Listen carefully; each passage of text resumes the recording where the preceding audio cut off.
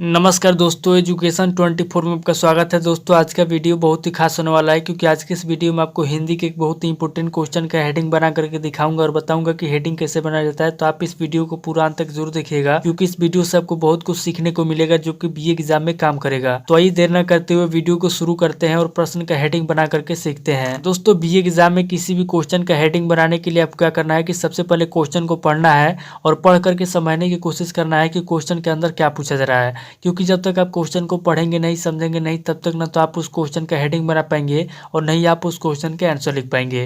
तो सबसे पहले क्वेश्चन को पढ़ना है और पढ़ करके समझना है। उसके बाद दूसरे स्टेप में क्या करना है कि क्वेश्चन के अंदर देखना है कि कौन कौन से पॉइंट दिया हुआ है जिसका इस्तेमाल करके आप हेडिंग बनाएंगे। जैसे दोस्तों यहाँ पे आपका हिंदी का क्वेश्चन दिया हुआ है, अगर आपको इस क्वेश्चन का हेडिंग बनाना होगा या फिर अगर आपको इस क्वेश्चन का आंसर लिखना होगा तब आप क्या करेंगे, सबसे पहले क्वेश्चन को पढ़ेंगे, पढ़ करके समझेंगे। उसके बाद दूसरे स्टेप में क्वेश्चन के अंदर पॉइंट को देखेंगे और तीसरे स्टेप में पॉइंट को लेकर के हेडिंग बनाएंगे। तो आज दोस्तों बिना किसी देरी के हम लोग शुरू करते हैं और प्रश्न का हेडिंग बना करके देखते हैं। यहाँ पे दोस्तों प्रश्न दिया हुआ है, इस शिक्षण की उपयोगिता स्पष्ट करते हुए इसके प्रमुख दोषों पर प्रकाश डालिए। अब दोस्तों इस शिक्षण क्या होता है, तो इस शिक्षण का मतलब होता है इलेक्ट्रॉनिक शिक्षण। अब इलेक्ट्रॉनिक शिक्षण क्या होता है, तो इलेक्ट्रॉनिक शिक्षण का मतलब होता है ऑनलाइन पढ़ाई। तो यहाँ पे दोस्तों क्वेश्चन के अंदर कह रहा है कि जो ऑनलाइन पढ़ाई आज के टाइम में चल रहा है उसकी क्या उपयोगिता है। ऑनलाइन पढ़ाई की उपयोगिता स्पष्ट करते हुए इसके प्रमुख दोषों पर प्रकाश डालिए। यानी कि जो ई शिक्षण है, जो इलेक्ट्रॉनिक शिक्षण है, जो ऑनलाइन पढ़ाई है, उसकी क्या उपयोगिता है आज के टाइम में,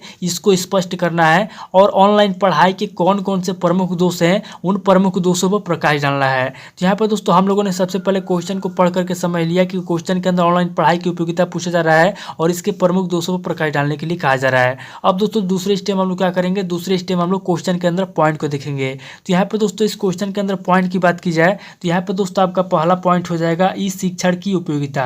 क्योंकि दोस्तों क्वेश्चन के अंदर सबसे पहले इस शिक्षण के बारे में पूछा गया है, तो यहाँ पर दोस्तों इस क्वेश्चन का पहला पॉइंट हो जाएगा इस शिक्षण। अब दोस्तों दूसरे पॉइंट की बात की जाए तो यहाँ पर दोस्तों आपका दूसरा पॉइंट हो जाएगा इस शिक्षण की उपयोगिता। क्योंकि दोस्तों क्वेश्चन के अंदर कहा गया है कि इस शिक्षण क्या होता है, इस शिक्षण की उपयोगिता स्पष्ट कीजिए। तो यहाँ पर दोस्तों इसका दूसरा पॉइंट हो जाएगा उपयोगिता। अब दोस्तों तीसरे पॉइंट की बात की जाए तो यहाँ पर दोस्तों आपका तीसरा पॉइंट हो जाएगा इस शिक्षण की उपयोगिता स्पष्ट कीजिए। यानी कि क्वेश्चन के अंदर स्पष्ट करने के लिए कहा गया है कि ई शिक्षण क्या होता है, ऑनलाइन पढ़ाई क्या होता है। तो यहाँ पर दोस्तों इस क्वेश्चन का तीसरा पॉइंट हो जाएगा स्पष्ट कीजिए।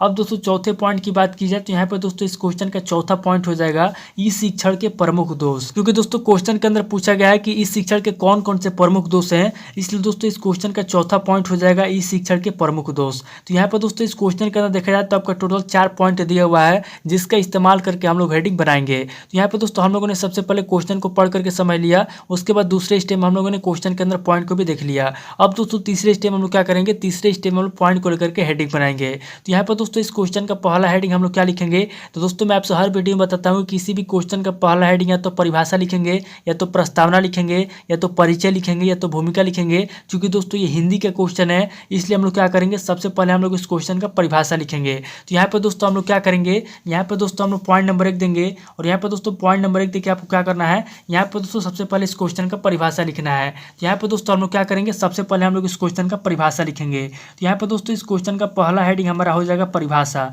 अब दोस्तों परिभाषा लिखने के बाद आपको क्या करना है, यहाँ पर दोस्तों पहले हेडिंग के आंसर में आपको कम से कम 6 से 7 लाइन में या फिर आपको जितना भी याद है, आपको जितना भी आता है, यहाँ पर दोस्तों सबसे पहले आपको इस क्वेश्चन का परिभाषा लिख देना है। और यहाँ पर दोस्तों परिभाषा लिखने के बाद आपको क्या करना है, आगे दोस्तों यहाँ पे आपको दूसरा पॉइंट देना है। और यहाँ पर दोस्तों दूसरा पॉइंट देने के बाद आपको क्या करना है, यहाँ पे दोस्तों आपको दूसरा हेडिंग लिखना है। और दूसरा हेडिंग लिखने के लिए आपको क्या करना है, यहाँ पे क्वेश्चन के अंदर जो आपका पहला पॉइंट दिया हुआ है इस शिक्षण, आपको क्या करना है कि पहले पॉइंट को ले लेना है और पहले पॉइंट को लेकर के दूसरे हेडिंग में आपको लिखना है इस शिक्षण का अर्थ। यानी कि इस शिक्षण का अर्थ आपको लिखना है कि इस शिक्षण का मतलब क्या होता है, इलेक्ट्रॉनिक शिक्षा का मतलब क्या होता है, इसका अर्थ स्पष्ट करना है। तो यहाँ पर दोस्तों दूसरा हेडिंग हो जाएगा इस शिक्षण के, यहाँ पर दोस्तों आपको लिखना है इस शिक्षण का अर्थ। यानी कि जो इस शिक्षण होता है, इस शिक्षण का क्या अर्थ होता है, यहाँ पे दोस्तों दूसरे हेडिंग में आपको लिखना है इस शिक्षण का अर्थ। अब दोस्तों इस शिक्षण का अर्थ लिखने के बाद आपको क्या करना है, यहाँ पे दोस्तों दूसरे हेडिंग के आंसर में आपको कम से कम 10 से 12 लाइन में या फिर आपको जितना भी याद है, आपको जितना भी आता है, यहाँ पे दोस्तों आपको इस शिक्षण का अर्थ लिखना है, इस शिक्षण का अर्थ आपको स्पष्ट करना है। अब दोस्तों दूसरा हेडिंग के आंसर लिखने के बाद आपको क्या करना है, आगे दोस्तों यहाँ पे आपको तीसरा पॉइंट देना है। और यहाँ पर दोस्तों तीसरा पॉइंट देने के बाद आपको क्या करना है, यहाँ पे दोस्तों आपको तीसरा हेडिंग लिखना है इस शिक्षण की विशेषता। यानी कि जो इलेक्ट्रॉनिक शिक्षण होती है, इलेक्ट्रॉनिक शिक्षण की क्या विशेषता होती है ऑनलाइन पढ़ाई की क्या विशेषता होती है, यहाँ पर दोस्तों आपको तीसरे हेडिंग में लिखना है ऑनलाइन पढ़ाई की विशेषता, यानी कि ई शिक्षण की विशेषता। तो यहाँ पर दोस्तों तीसरा हेडिंग हम लोग लिखेंगे ई शिक्षण की विशेषता, यानी कि जो ई शिक्षण होती है, ई शिक्षण की क्या विशेषता होती है, यहाँ पर दोस्तों आपको तीसरे हेडिंग के अंदर लिखना है ई शिक्षण की विशेषता। अब दोस्तों ई शिक्षण की विशेषता लिखने के बाद आपको क्या करना है, यहाँ पर दोस्तों तीसरे हेडिंग के आंसर में आपको कम से कम 15 से 16 लाइन में, या फिर आपको जितना भी याद है, यहाँ पर दोस्तों 15 लाइन 16 लाइन आपको जितना भी याद है, यहाँ पर दोस्तों आपको ई शिक्षण की विशेषता आपको विस्तार पूर्वक लिखना है। और यहाँ पर दोस्तों विस्तार पूर्वक ई शिक्षण की विशेषता लिखने के बाद आपको क्या करना है, आगे दोस्तों यहाँ पे आपको चौथा पॉइंट देना है, और चौथा पॉइंट देने के बाद आपको क्या करना है, यहाँ पे दोस्तों आपको चौथा हेडिंग लिखना है ई शिक्षण के लाभ, क्योंकि क्वेश्चन के अंदर कहा गया है कि ई शिक्षण क्या होता है, ई शिक्षण की उपयोगिता स्पष्ट कीजिए। तो यहाँ पर दोस्तों चौथे हेडिंग में हम लोग लिखेंगे ई शिक्षण के लाभ, कि जो ऑनलाइन पढ़ाई है उसके क्या लाभ है। तो यहाँ पर दोस्तों चौथे हेडिंग में हम लोग लिखेंगे ई शिक्षण के लाभ। तो यहाँ पर दोस्तों चौथा हेडिंग हमारा हो जाएगा ई शिक्षण के लाभ। तो यहाँ पर दोस्तों हम लोग लिखेंगे ई शिक्षण के लाभ, यानी कि जो ऑनलाइन पढ़ाई होता है उसके क्या लाभ है। यहाँ पर दोस्तों चौथे हेडिंग में आपको लिखना है ई शिक्षण के लाभ। अब दोस्तों चौथा हेडिंग लिखने के बाद आपको क्या करना है, यहाँ पर दोस्तों चौथे हेडिंग के आंसर में आपको कम से कम 10 से 12 लाइन में, फिर आपको जितना भी याद है, यहाँ पर दोस्तों आपको ई शिक्षण के लाभ लिखना है। और यहाँ पर दोस्तों आपको विस्तार पूर्वक जब आप ई शिक्षण का लाभ लिख लेंगे उसके बाद क्या करना है, आगे दोस्तों यहाँ पे आपको 5वां पॉइंट देना है, और 5वां पॉइंट देने के बाद आपको क्या करना है, यहाँ पर दोस्तों आपको 5वां हेडिंग लिखना है ई शिक्षण की उपयोगिता, यानी कि जो ऑनलाइन पढ़ाई होती है उसकी क्या उपयोगिता है। क्वेश्चन के अंदर आपसे साफ साफ पूछा गया है कि ई शिक्षण की उपयोगिता स्पष्ट कीजिए। तो यहाँ पर दोस्तों हम लोग 5वें हेडिंग में हम लोग क्या करेंगे, यहाँ पर दोस्तों 5वें हेडिंग में हम लोग लिखेंगे ई शिक्षण की उपयोगिता। तो यहाँ पर दोस्तों 5वां हेडिंग हो जाएगा ई शिक्षण की उपयोगिता। तो यहाँ पर दोस्तों हम लोग लिखेंगे ई शिक्षण की, यहाँ पर दोस्तों हम लोग लिखेंगे ई शिक्षण की उपयोगिता। अब दोस्तों ई शिक्षण की क्या उपयोगिता है, यहाँ पर दोस्तों आपको क्या करना है, 5वें हेडिंग के आंसर में आपको कम से कम 16 से 17 लाइन में, फिर आपको जितना भी याद है, आपको जितना भी आता है, आपको जितना भी पता है, आपको जितना भी मालूम है, यहाँ पर दोस्तों आपको 5वें हेडिंग के आंसर में आपको लिख देना है ई शिक्षण की उपयोगिता, यानी कि आज के टाइम में जो ऑनलाइन पढ़ाई चल रहा है उसकी क्या उपयोगिता है, यहाँ पर दोस्तों आपको लिखना है ई शिक्षण की उपयोगिता। अब दोस्तों ई शिक्षण की उपयोगिता लिखने के बाद आपको क्या करना है, आगे दोस्तों यहाँ पे आपको छठा पॉइंट देना है, और छठा पॉइंट देने के बाद आपको क्या करना है, यहाँ पर दोस्तों आपको आगे लिखना है इस शिक्षण के प्रमुख दोष, कि अगर ऑनलाइन पढ़ाई के अगर लाभ है तो ऑनलाइन पढ़ाई के क्या क्या हानि है। यहाँ पर दोस्तों छठे हेडिंग में आपको लिखना है इस शिक्षण के प्रमुख दोष। तो यहाँ पर दोस्तों छठा हेडिंग हो जाएगा इस शिक्षण के प्रमुख दोष। तो यहाँ पर दोस्तों हम लोग लिखेंगे इस शिक्षण के प्रमुख दोष, यानी कि जो ऑनलाइन पढ़ाई है उसके क्या क्या प्रमुख दोष है। यहाँ पर दोस्तों हम लोग लिखेंगे इस शिक्षण के प्रमुख दोष, यानी कि ऑनलाइन पढ़ाई की क्या हानि है, यहाँ पर दोस्तों हम लोग हानि लिखेंगे। यहाँ पर दोस्तों छठे हेडिंग के अंदर आपको क्या करना है, यहाँ पर दोस्तों छठे हेडिंग के आंसर में आपको कम से कम 10 से 12 लाइन में, फिर आपको जितना भी याद है, आपको जितना भी आता है, आपको जितना भी पता है, आपको जितना भी मालूम है, यहाँ पर दोस्तों आपको छठे हेडिंग के आंसर में आपको लिख देना है इस शिक्षण के प्रमुख दोष, यानी कि ऑनलाइन पढ़ाई के क्या हानि है, क्या दोष है। यहाँ पर दोस्तों आपको छठे हेडिंग के आंसर में आपको लिखना है इस शिक्षण के प्रमुख दोष। अब दोस्तों इस शिक्षण के कौन कौन से प्रमुख दोष है, यानी कि जो ऑनलाइन पढ़ाई आप करते हैं मोबाइल से, टेक्नोलॉजी के माध्यम से जो आप ऑनलाइन पढ़ाई करते हैं उसके कौन कौन से दोष हैं। यहाँ पर दोस्तों आपको पॉइंट नंबर 1, पॉइंट नंबर 2 इस तरीके से करके आपको इस शिक्षण के प्रमुख दोष लिखना है। तो यहाँ पर दोस्तों हम लोग क्या करेंगे, यहाँ पर दोस्तों हम लोग पॉइंट नंबर 1 देंगे, और पॉइंट नंबर 1 देने के बाद हम लोग क्या करेंगे, यहाँ पर दोस्तों सबसे पहले हम लिखेंगे इस शिक्षण के प्रमुख दोष में पहला दोष हो जाएगा कोई नियंत्रण नहीं, यानी कि जो ऑनलाइन पढ़ाई आज के टाइम में चलता है उसके ऊपर दोस्तों कोई नियंत्रण नहीं होता है। टीचर का जो है कि स्टूडेंट के ऊपर कोई नियंत्रण नहीं होता है, यानी कि जो स्टूडेंट होता है मर्जी से कुछ भी दे सकता है मोबाइल के ऊपर, टेक्नोलॉजी के ऊपर, यानी कि उसके ऊपर कोई किसी का नियंत्रण नहीं होता है। यहाँ पर दोस्तों इस शिक्षण का पहला दोष हो जाएगा कोई नियंत्रण नहीं। यहाँ पर दोस्तों हम लोग लिखेंगे कोई नियंत्रण नहीं, यानी कि जो ऑनलाइन पढ़ाई आज के टाइम में चल रहा है उस पर दोस्तों जो बच्चे होते हैं या तो आप वो गेम खेल सकते हैं, या तो पढ़ सकते हैं, या कुछ भी कर सकते हैं मोबाइल के अंदर, यानी कि उसके ऊपर कोई किसी का नियंत्रण नहीं होता है।